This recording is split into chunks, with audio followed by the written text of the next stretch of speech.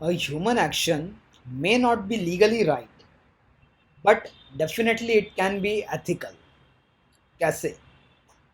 अ, हम सब ने पढ़ा है मॉडर्न इंडिया में कि रिवॉल्यूशनरीज लाइक भगत सिंह, उन्होंने सो कॉल्ड इलीगल मीन्स अपनाए थे फ्रीडम पाने के लिए। बट उनके दिल में देशभक्ति की जो एक वैल्यू है वो कूट कूट के भरी हुई थी। उनकी तरह ही बाकी भी सारे जो भी लीडर्स हैं, जो भी रिवॉल्यूशनरीज हैं, उनके दिल में भी। तो ये बिल्कुल ही एथिकल काम कर रहे थे, जो अपने देश के लिए कुछ आगे करना चाह रहे हैं, कुछ मतलब अपने देश को एक सही दिशा देना चाह रहे हैं। बट हो सकता है वो ये अंग्रेज़ों के पर्सपेक्टिव से वो इलीगल मीन्स हो। तो बट ये है तो एक एथिकल एक्शन ही ना। अब आज के टाइम में भी आप देखोगे तो ये जो सारा कॉम्प्लेक्स सिस्टम बना हुआ है, जहाँ पे इतने सारे बॉडीज़ हैं, लाइक लेजिस्लेटिव अपना काम कर रही है, मिनिस्टर्स अपना काम कर रहे हैं, एडमिनिस्ट्रेशंस जो है वो अपना काम कर रहे हैं, जुडिशरी अपना काम कर रही है। बहुत सारी चीज़ें, एक बहुत ही कॉम्प्लेक्स सिस्टम बना हुआ है। लेकिन इसका एक अल्टीमेट एम क्या है? आप खुद सोचिए, इस सब चीज़ों का एक अल्टीमेट एम क्या है? अल्टीमेट एम एकदम बेसिक है। तीन ही चीज़ें हैं हमें। जो living standards of human being है उसको उठाना है हमें सोसाइटी में। सेकंड, उसको हमें हेल्थ देनी है एक अच्छी।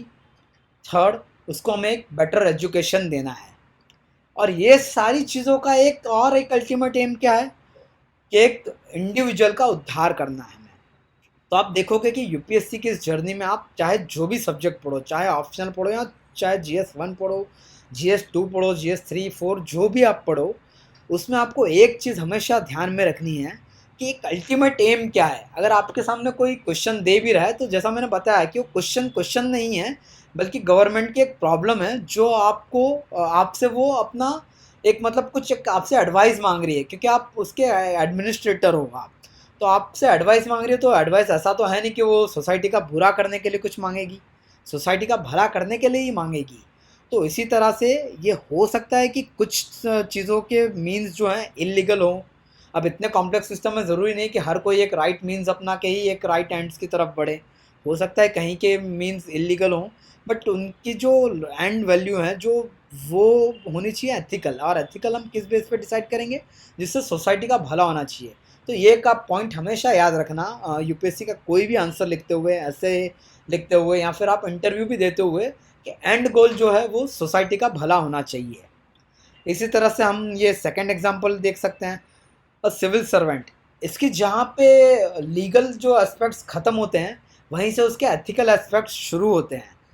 मतलब कि हो सकता है उसकी लीगल ड्यूटी जो है वो उसको कुछ कुछ हद तक एक रोक देती होगी, बट वो उसके आगे जाके कहीं लोगों की हेल्प और भी कर सकता है।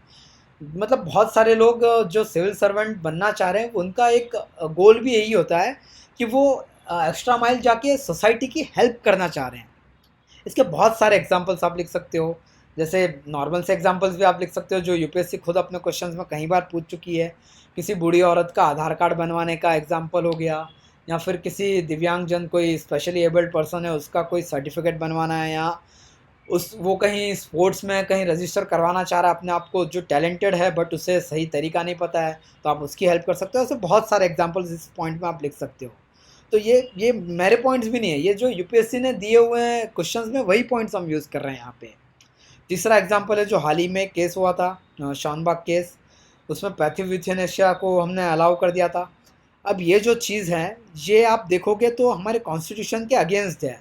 राइट टू लाइफ जो है हमारा, वो है हमारा आर्टिकल 21। मतलब it is the bedrock of the constitution according to doctor Baba Saheb Ambedkar. But वो लीगल चीज़ को हम उसके अगेंस्ट जाके किसी के हेल्प कर रहे हैं मरने के लिए। आप सोच रहे हो, मरने के लिए, ना कि जीने के लिए।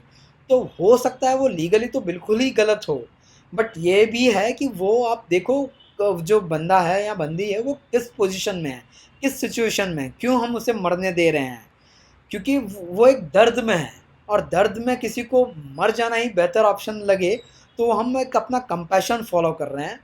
And this is also over the law of Karma. उस बंदे या बंदी का जो लॉ ऑफ कर्मा है, वो हम उसे भुगतने ना देते हुए अपना जो कंपैशन वाला एट्रीब्यूट है उसको एक्सरसाइज करके हम उसकी मृत्यु में भागीदार बन रहे हैं, तो ये लीगली रॉन्ग है, बट ये बहुत ज़्यादा हद तक एथिकली राइट है उस बंदे या बंदी के लिए जो उसका दर्द ख़त्म कर रही है। तो देखो, हमने 3 एग्ज़ाम्पल्स यहाँ पे डिस्कस किए और 3 हमने कीवर्ड्स भी डिस्कस किए। पैट्रियोटिज़्म, उसके बाद सिविल सर्वेंट कैसे अपने ड्यूटीज़ के बियॉन्ड जा सकता है, उसके बाद कंपैशन, लॉ ऑफ कर्मा। तो ये सारी चीज़ें, यही सारी चीज़ें आपको एक मतलब आप देख रहे हो ये जो हम अगर खाना बनाते हैं तो उसमें जो टॉपिंग्स होती हैं वो कुछ उभार के लेके आ जाती हैं उस खाने को। तो यही सारी चीज़ें जो कीवर्ड्स हैं, ये वही सारी चीज़ें हैं और मैं आपको वही सारी चीज़ें प्रोवाइड करवाना चाह रहा हूँ जो यहाँ वहाँ बिखरी हुई हैं।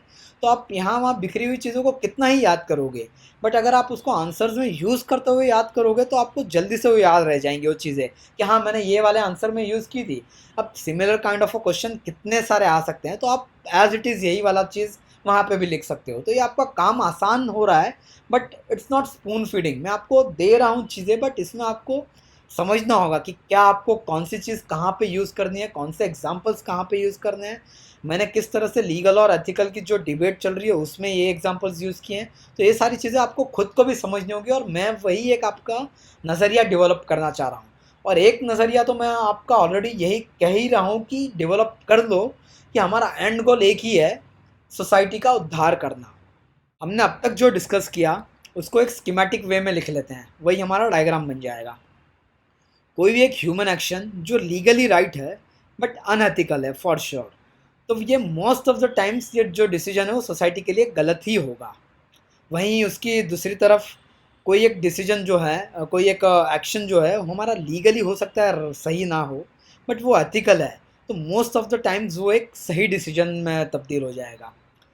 बट वहीं अगर सबसे बेस्ट डिसीजन हमें देखना हो तो वो होगा बैलेंस बिटवीन लीगैलिटी और एथिकल वैल्यूज़। जो हम बैलेंस बना के एक डिसीजन लेंगे, जो एक एक्शन लेंगे, वो एक सबसे सही डिसीजन बाहर आएगा सोसाइटी के लिए। तो ये हो गया आपका एक डायग्राम। अब हम आगे बढ़ते हैं और कंक्लूजन भी इसका लिख लेते हैं। A legally right decision is not always ethically right, but an ethically right decision always finds a way to become legal. अब देख रहे हो ये कोट तो हमारे इस आंसर को कितनी अच्छी तरह से समराइज़ कर रहा है। तो एक यूनिक कोट है, इसको आप सिर्फ इसी आंसर में नहीं बल्कि और भी बहुत सारे आंसर्स में यूज़ कर सकते हो जहाँ पे लीगल वर्सेस एथिकल वाली डिबेट अराइज होती होगी। उम्मीद करता हूँ आपको ये लेक्चर पसंद आया होगा, और पसंद आया है तो आप जानते ही हो आपको क्या करना है। मिलते हैं अगले लेक्चर में। जय हिंद।